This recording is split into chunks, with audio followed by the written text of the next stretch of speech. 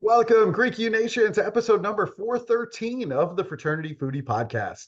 I'm your host, Mike Eilon, CEO of Greek University. I'm a speaker and an author. Our fourth book was just released not too long ago. It's called Using AI to Grow Your Fraternity or Sorority. So go and pick up that book today on Amazon and Barnes & Noble. We also have a fifth book that's going to be coming out for Christmas, so watch out for that one as well. We call these episodes the Fraternity Foodie Podcast because there is nothing like great food to bring college students together. Fun fact, my team at the Center for Health and Human Services at MTSU, we are all focused on reducing the stigma around substance use disorder and fighting the opioid crisis. I'm now learning much more about Kratom, and we want to talk about it on our show today. Our next guest is going to tell us all about it. Cindy Girman is the founder of a consulting firm that works with pharmaceutical companies to generate more efficient and meaningful evidence on how medicines work. She holds a Doctor of Public Health in biostatistics with an emphasis on epidemiology from the University of North Carolina at Chapel Hill, and she is a fellow of the International Society of Pharmacoepidemiology. Cindy and her husband are collaborating with researchers at UNC on a non-pharmacological transcranial alternating current stimulation as a treatment for substance use disorder, which is a keen interest of theirs. Welcome to the show, Cindy. Thank you, Michael. It's great to be here. I am so excited that you're on the show with us today because you are going to be shedding light on something that I think a lot of our listeners know very little about, if anything. And so it's super important that we spotlight the work that you're doing. And so let's get into it a little bit. I know that you decided on UNC Chapel Hill for your undergraduate degree in public health, as well as your doctorate of public health in biostatistics with an emphasis on epidemiology. So I'm wondering, what made you choose Chapel Hill as really the core of your educational experiences? Well, it was easy as an undergrad because it was a state school. I was a North Carolina resident, and tuition of a non-state school was out of the question. But yeah, so it also had a good music school, a good math program, good music school, and my intention was to double major. And when I got there, I quickly dropped the music because it was really hard. Really? Really hard. So then I pursued biostatistics. And for my doctorate, I was already working in the area of biostatistics. And UNC has a great program in biostatistics. And it's actually one of the top schools of public health in the nation. So. Wow. Okay. I'm learning something on today's show. This is really good. So music is super hard, but biostatistics, I got this. It's all in who you are, right? This is so fascinating. All right. So you are going to be talking to our audience today about a really serious, important topic because it is impacting so many people around the country. Your son, Alec, he was 22 years old when he died of a kratom toxicity, according to the medical examiner's report. I want you to tell our audience more about your son. What was he like? And how did he get his hands on kratom? Sure. So our son was adopted from a small orphanage near Kaliningrad, Russia. Mhm. He was very, very bright, even at an early age, particularly in science and math. Interestingly enough, Interesting. he was diagnosed with ADHD when he was in kindergarten, and much later he was diagnosed with high functioning autism, or Asperger's as it used to be called. Mhm. He had a unique personality, but a great sense of humor, and he was a little bit of a loner. But he got very interested in coding when he was 8 years old, and he asked for a C+ coding manual when he was 8, and it turned out to be a college textbook. But so he read it front to back like several times. He became the help desk of our circle of family and friends. From then he knew he wanted to code, and he ended up getting pursuing that as a career.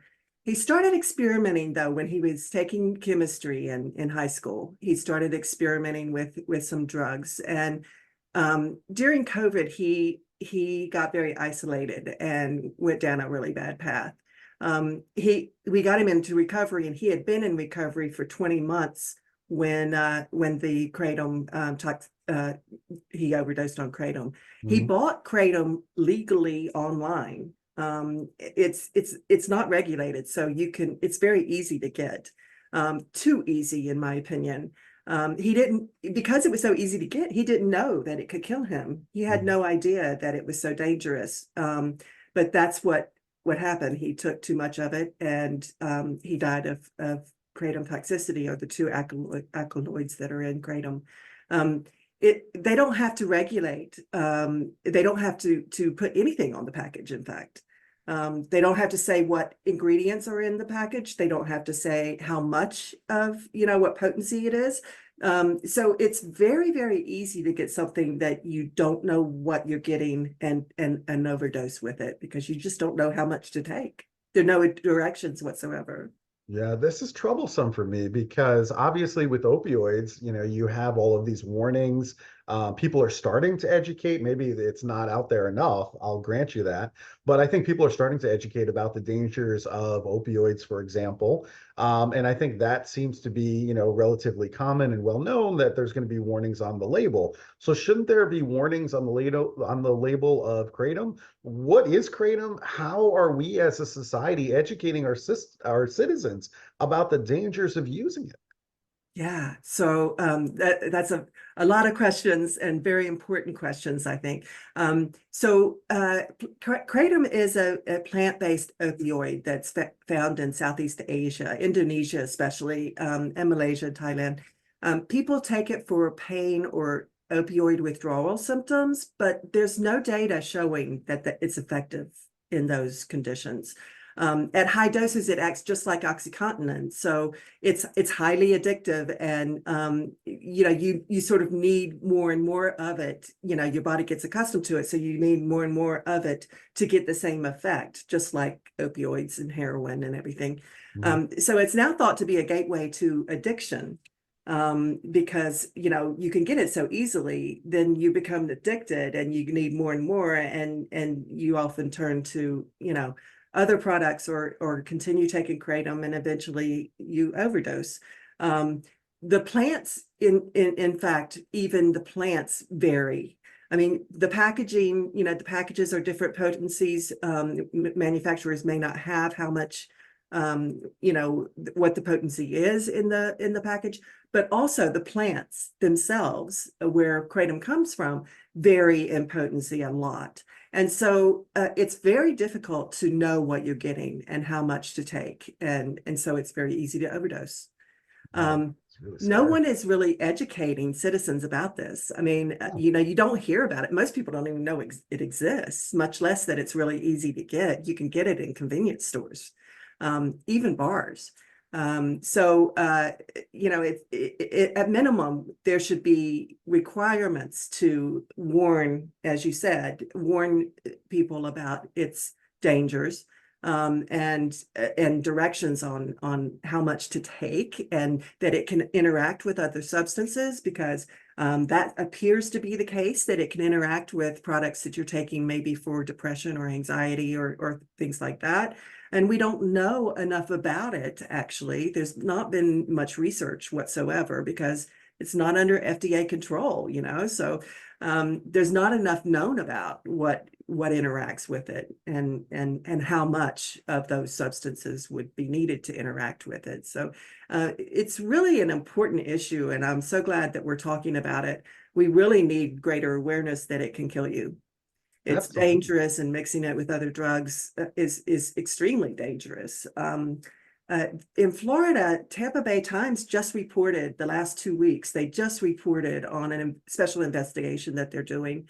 And they reported that in the last decade, 587 people have died of kratom, from kratom, in Florida alone. And 90% of those were from since 2017. That's just in Florida. That's not, nationwide. I mean, we need some more research to look at how many deaths have occurred nationwide.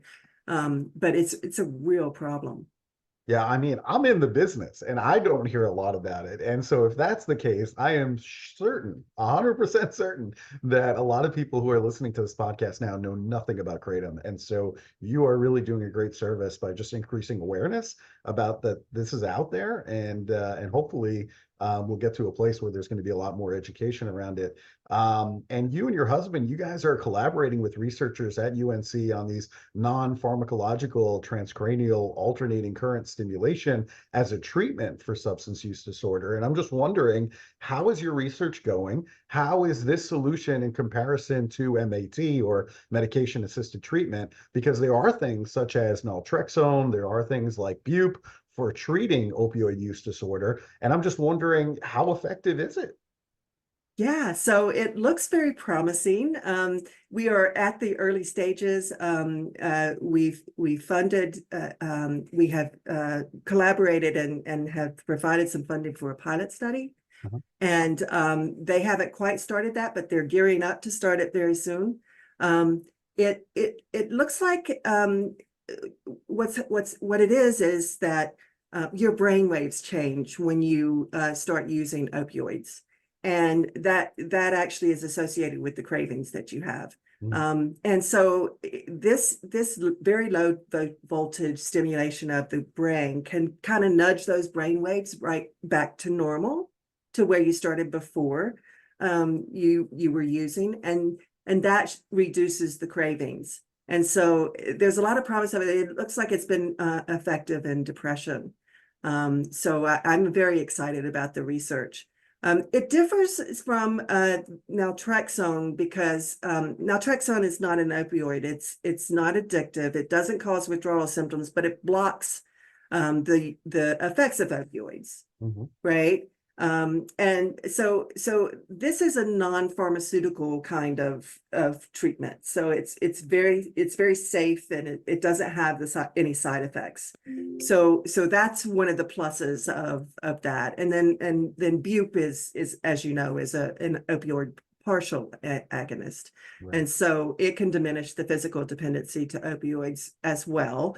But again, there are some side effects. And so, trying to get an accessible treatment that doesn't cost an arm and a leg, but also is effective and safe, that's really a keen interest of my husband and I. Yeah, I We love don't that want you're doing that work. things like what happened to our son to happen to other parents. Yeah, I love that you're doing the work. I think it's phenomenal, and I'm also open to any and all solutions here. We do know that MAT is expensive, and here in Tennessee, we're out there raising huge sums of money from the federal government to fight the opioid crisis, and some of that is, just helping people who are uninsured get access to MAT, because if you have no insurance, it's expensive as hell. Right, You just can't afford it. right. And then the other problem is, how do we get people to treatment? So, I live in a rural county in Tennessee, and so just getting people to treatment centers is difficult because they don't always have transportation. So we actually partnered with Uber to get people from their home to the treatment center to get MAT.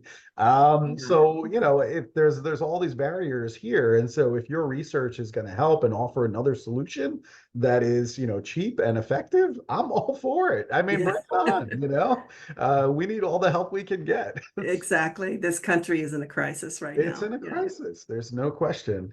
And the other really interesting thing about you, and this is just like fascinating to me, because something interesting happened 1 year after Alec's death. You never had any prior psychic experiences before in your life. But all of a sudden, 1 year after Alec died, now you started receiving direct communication from Alec. I mean, how did that happen? Yeah, it's really an interesting story. I had been in touch with a medium Hmm. who I had actually been talking about writing a book about our experience. And I had a session with her, and we connected with Alec. And I was encouraged to write this book with him, from his from heaven. Let his voice be heard from heaven is what the medium said to me. And she said, I want you to write it in 6 weeks. And I was like, whoa, but she told me exactly how to try. And, it's called automatic writing, where it's almost like a meditative state, where your mind is clear. She told me to wake up early in the morning before dawn, sit down with full intention of co-writing with Alec, and put in a plea to both of our spirit guides to help guide us in writing. And sure enough, I started writing, just like here I am in the dining room waiting to see if this is going to happen. And I started wondering about what made Alec use the drugs, and how did it feel when he was high. And he started answering me. It wasn't like I was hearing the voice. It was like thoughts that popped into my head, and full sentences, and so I started typing and writing those down, and it turned into the book. Wow. That is just incredible. Now, I know there are people listening right now that are like, there's no way that this is going on, because I'm sure before, you connected with Alec, probably never thought about psychic experiences like this.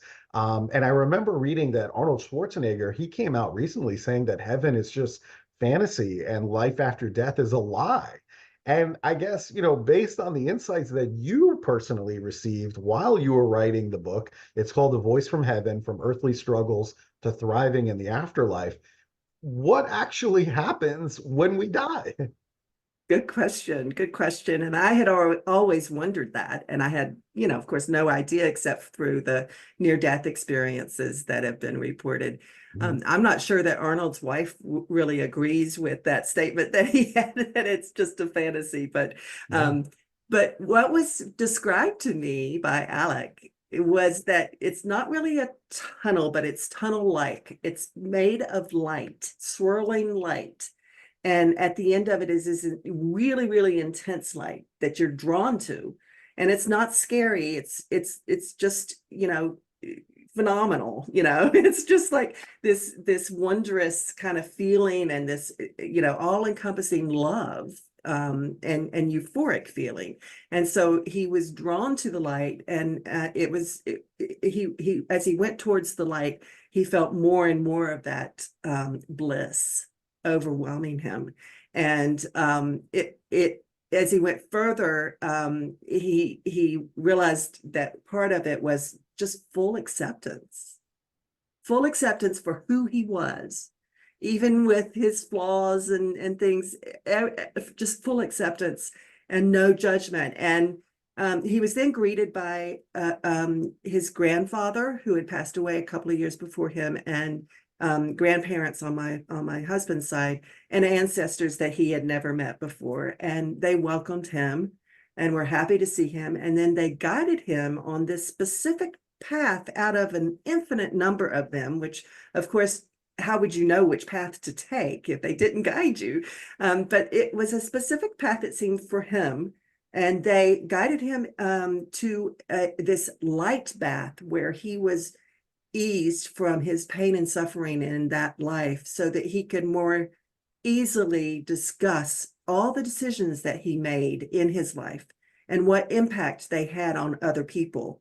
So he was experiencing the emotions of other people that he impacted in his life with the decisions that he made. And he was also shown what would have happened if he had made other decisions. And so it was very interesting. I guess we've all heard about a life review, and that was his experience. I'm not saying that it happens to every single person, but that was his experience that he was communicating to me. And I have to say, I am very much convinced that heaven is very, very real. Some people have asked me, how did you know it was Alec, that those thoughts, how did you know that was Alec? And well, when you have a son, their personality, and their sense of humor, and you can almost predict how they're going to say things and what they're going to say. And although I couldn't predict everything he was going to say, because I didn't know a lot of the stuff that he was communicating, I could very much sense his sense of humor and his way of communicating. And so I knew that it was my son. Wow, that is just wild. I mean, what does your son do? Like, how does he spend his time on the other side? So interestingly, he told me about this huge school in the afterlife, and that they spend a lot of time learning, an eternity, in fact, learning.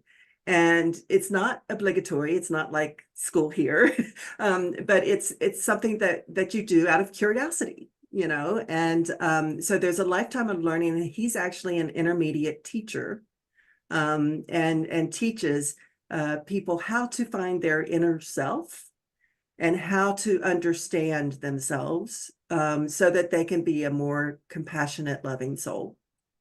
Wow, unbelievable. So, okay, so what is the purpose of us as human beings living on a physical life here on Earth? What is our purpose here? So I think I tipped you on that one just now, because he teaches that, and that is to experience as a human. We are here to experience, have an experience, and part of that is to learn to be more loving and compassionate. And I have to say, I don't know how great a job we as humans are doing, Right. right now. Just turn on the Um, news, right? yeah, because it really made this whole experience really made me reevaluate my life, and changed my definition of success and what I am pursuing in my life. Whereas before I was pursuing success the way that most people do, you have a house or two, and you like, have a nice car, and you have a good bank account, and you're comfortable and all that. But now I'm starting to focus more on helping others, and part of that is the research, collaboration to help hopefully a lot of people with addiction, and raising awareness about the dangers of kratom as well. And also, I think the book, I have heard from readers, it really helps people who are in grief. So it gives us all hope. We have a lot to anticipate, and what he described is just, joyous and loving and wonderful. Wow. I mean, I want to believe that our purpose is to help other people here on Earth. I really, really, really do. If so, I'm hoping and praying that I have a good time on the other side because I've spent so much time thinking about that. Yeah. And I agree with you. I think, it's been a progression for me too. I think when I first graduated from college, it was all about, the nice house and the nice car. Went out and bought like a brand new Mustang, and it's like, Yeah. and you want to collect all of these toys, and that really kind of consumed me. But as I got older, I realized that that's just not important at all. Nobody cares, number one. Really, nobody cares. Right. I just have to Right. be honest about that. Nobody cares about all the fancy toys that you have. And now it's been much more about helping other people and how do I make college campuses safer. So I spend a lot of time on that in terms of, hazing prevention and sexual assault Hmm. prevention and alcohol and drug abuse prevention, certainly as well. And then the work that I do for the Center for Health and Human Services and combating the opioid crisis that we have. And that is where I find the most meaning. Yeah. That is You're what doing great work. I'm most proud of, right? The toys, nobody cares about. I'm just being Yeah. honest with you. Nobody cares. Like, I Right. know that's hard for college students to like wrap their head around, but really nobody does. And so now that's where I find the most joy and happiness. And so I hope you're right about that. I hope that that is really the purpose of our existence here on Earth is just to help other people. Because if so, then I'm on the right path. And Yes. Yes. that's You all we are. need I to know. think you're helping so many people. Yeah. I hope so. I really, really do. Oh, wow. That's profound. So, okay, so this has been a fascinating discussion for me on multiple levels. I've learned a lot about kratom, which is super important, and I hope that our listeners go and research more and that we can get some warnings on that stuff so that way people understand what it is that they're buying at the local gas station or, at the club or wherever they're getting their access to this. And I think we've done some good work here today. So this has been great. And now I do have to tell you, we do love good food here at the Fraternity Foodie Podcast. And I know that you live in North Carolina, and I'm just wondering, where do you and your husband like to go for a great meal? Because, I live in Tennessee. It's not all that far away. So when I end up in North Carolina, I'm always looking for a good place to eat. Sure, sure. Well, there's always a lot of good barbecue places in North Carolina. Nice. But when we spend our time in like three places, traveling around, we still go back to Chapel Hill Yes. because that's my alma Yes. mater. And we were just there last week. We went to Oakleaf and it was wonderful. The Nice. cocktails were really unique, and the food was it was just perfect. And we spend time in Asheville as well, which is closer to you. And Chestnut right downtown is one of our faves. We go Okay. there a lot. I'm gonna check that And out. then in Wilmington, if we're in Wilmington on sort of on the coast of North Carolina, Yeah. ceviche and mana are our favorites. Very nice. See, I mean, you picked three great cities there in North Carolina, and I do spend some time in all three of them. So I will check those out next time I'm there, and I'll report back to you. I'll let you know what I think. This has been really, really great. Okay, so if our student listeners, if they want to learn more about your book, potentially maybe they want to book you to speak on their college campus to talk about the dangers of kratom because nobody knows anything about this. So where can they go in order to learn more and to connect with you? Sure. So of course the government has some sites on Kratom that they can easily find with Google. The Human Health Services, and I'm sure you know all about them. But if they want to get in touch with me, it's wingsofpeacepress.com. Wings of Peace Press, all one word, .com. Wings of There's a Peace contact Press. form on there. I love it. Wingsofpeacepress.com. Go and check that out. That way you can connect with Cindy. You can go and buy the book. You can learn all about the dangers of kratom. I think, we need to talk more about this. I think this is only going to grow in terms of the scope all over the country. So super important conversation. So thank you. Thank you so much for just sharing all of this great info with our listeners today, Cindy. I appreciate it. Oh, thank you for having me. It was my pleasure. All right, very good. And to our listeners, if you enjoyed this conversation with Cindy, if you learned something today about kratom that you didn't know coming into it, I want you to like this on social media. I want you to share it with other college students. It's super important that we build awareness, and we can only do that with your help. So please share that. And we hope you enjoyed your time here, and we hope to see you on another episode of the Fraternity Foodie Podcast. Thanks so much for joining us, and we're going to see you next time.